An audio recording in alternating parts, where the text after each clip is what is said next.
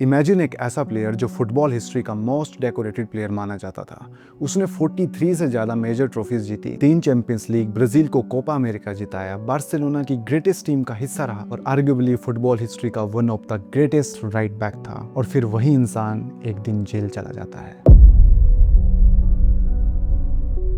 लेकिन सोचो, जिस केस में वो लगभग 2 सालों के लिए जेल में रहा, उसी केस की कन्विक्शन ओवरटर्न हो जाती है। ये कहानी है डैनी एल्विस की और इसकी शुरुआत होती है 1983 ब्राजील से, जहां डैनी एल्विस का जन्म होता है। उसके फादर एक फार्मर थे और फुटबॉल के बहुत बड़े फैन थे और उन्होंने ही डैनी एल्विस को फुटबॉलर बनने के लिए पुश किया। इंटरेस्टिंग बात, डैनी एल्विस अपने करियर की शुरुआत में राइट बैक नहीं बल्कि एक विंगर के रूप में खेलता था। लेकिन उसके फादर ने नोटिस किया कि वो एज विंगर ज्यादा इम्पैक्ट क्रिएट नहीं कर पा रहा है, इसलिए उसके फादर ने उसे पीछे खेलने के लिए कहा और वही एक डिसीजन आगे चलकर फुटबॉल की हिस्ट्री बदलने वाला था। 2002 में डैनी एल्विस स्पेन पहुंचते हैं और सेविया के लिए खेलना शुरू करते हैं और यहीं से पहली बार पूरे वर्ल्ड ने उन्हें नोटिस करना शुरू किया था। वो कोई ट्रेडिशनल डिफेंडर नहीं था, वो अटैक करता था, वो ओवरलैप करता था, वो क्रॉसेस डालता था और राइट फ्लैंक अकेले कवर कर सकता था। सेविया के साथ उसने 2 यूएफा कप, कोपा देल रे, Spanish super cup, UEFA super cup सब कुछ जीता और 2006 यूएफा कप में उसे प्लेयर ऑफ द टूर्नामेंट चुना गया और अब पूरे यूरोप की नजरें उस पर थी।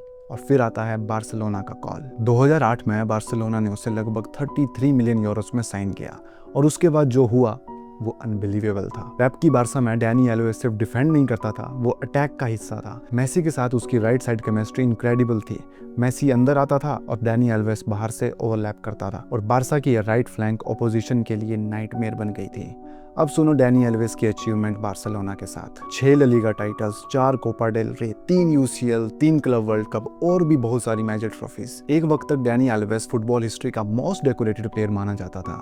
अभी रिसेंटली लियो मेसी ने उसका ये रिकॉर्ड तोड़ा है। ब्राजील के लिए डैनी एल्विस ने 126 अपीयरेंसेस की, 2007 और 2019 का कोपा अमेरिका जीता, 2 कॉन्फेडरेशन कप जीते और 2021 में ओलंपिक गोल्ड मेडल भी जीता। 2019 में 36 की एज में वो ब्राजील का कैप्टन था और प्लेयर ऑफ द टूर्नामेंट भी बना। एक वक्त पर डैनी एल्विस के पास सब कुछ था, फेम, मनी, रिस्पेक्ट, ट्रॉफीज, लेकिन फिर एक इंसिडेंट ने उसकी पूरी जिंदगी बदल दी। Court in Spain has found the former Barcelona and Brazil footballer Dani Alves guilty of raping a woman in a Barcelona nightclub. He's been sentenced to 4.5 years in prison, although he could appeal the verdict. 2022 के and में Barcelona के night club से जुड़ा एक sexual assault case सामने आता है, जिसके लिए 2023 में डैनी एल्विस को स्पेन में गिरफ्तार किया गया और प्री ट्रायल डिटेंशन में रख दिया जाता है। अब दुनिया उसे फुटबॉल पिच पर नहीं बल्कि कोर्ट रूम और जेल की हेडलाइंस में देख रही थी।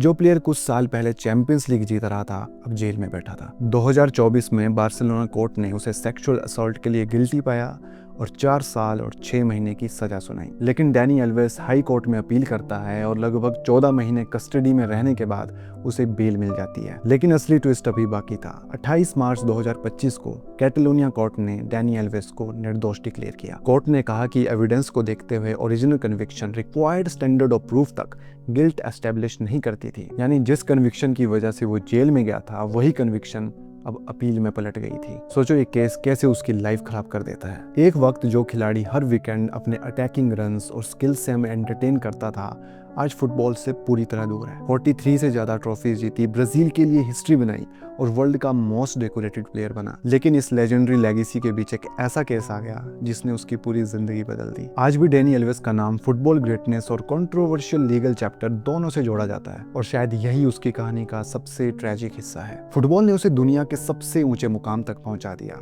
लेकिन एक इंसिडेंट ने उसकी जिंदगी एक ऐसी डायरेक्शन में मोड़ दी जिसकी किसी ने कल्पना भी नहीं की थी। मेरा नाम है सुमित शर्मा और मैं ऐसी ही इंटरेस्टिंग स्पोर्ट्स रिलेटेड कहानियां लेकर आता रहता हूं। तो अगर आपको ये कहानियां अच्छी लगती हैं तो मेरे चैनल को सब्सक्राइब करें। मैं फ्यूचर में भी ऐसी कहानियां लेकर आता रहूंगा। Thank you so much.